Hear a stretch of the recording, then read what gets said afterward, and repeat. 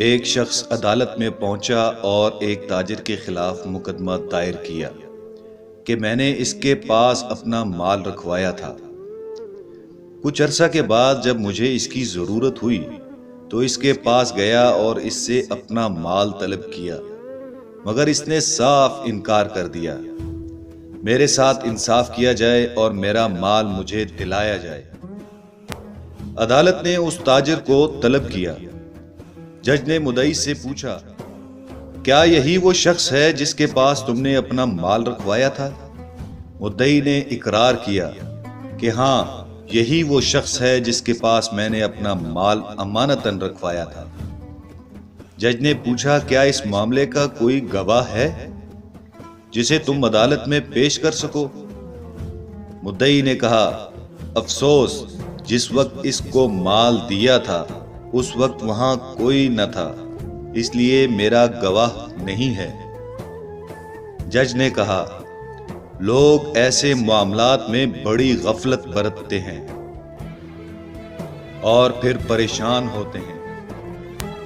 حالانکہ رسول اللہ صلی اللہ علیہ وآلہ وسلم نے یہ ہدایت دی ہے کہ لین دین کے معاملات زبانی نہ کیے جائیں، بلکہ ان کو تحریر کر لیا جائے اور اس پر باقاعدہ گواہی درج کی جائے۔ حضور صلی اللہ علیہ وآلہ وسلم کے ارشاد پر عمل کرنا اس لیے بھی ضروری ہے کہ آدمی کی نیت کا کوئی بھروسہ نہیں۔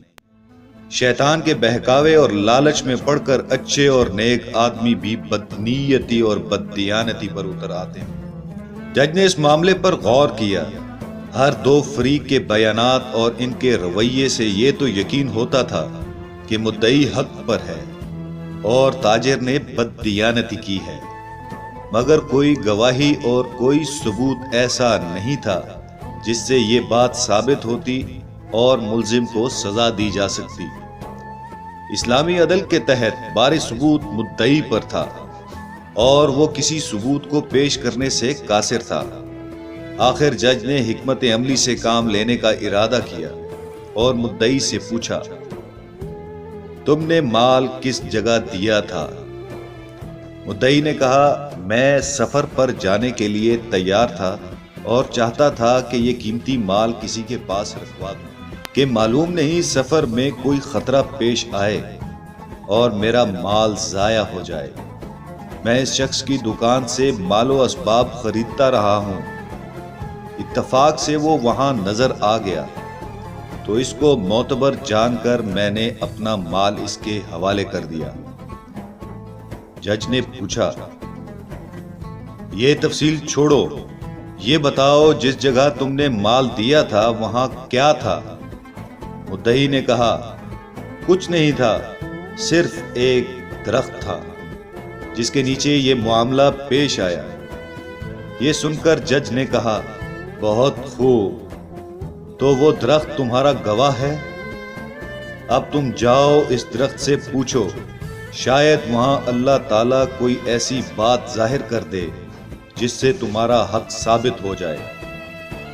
مدعی سخت حیران ہوا، مگر جج نے اسے سختی سے عدالت کے حکم کی تعمیل کرنے کے لیے کہا اور وہ بیچارہ حیران پریشان عدالت سے باہر آ گیا۔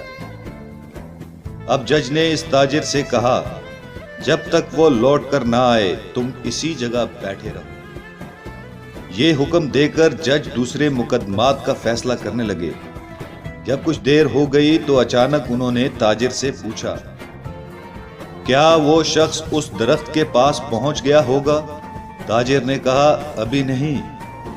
یہ سنتے ہی جج نے کہا، اے دشمن خدا، ثابت ہو گیا کہ تو نے خیانت کی ہے۔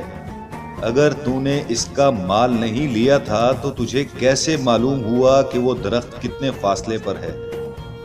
تاجر سے کوئی جواب بن نہ پڑا اور عاجز آ کر اس نے اقرار کر لیا کہ اس نے امانت میں خیانت کی ہے۔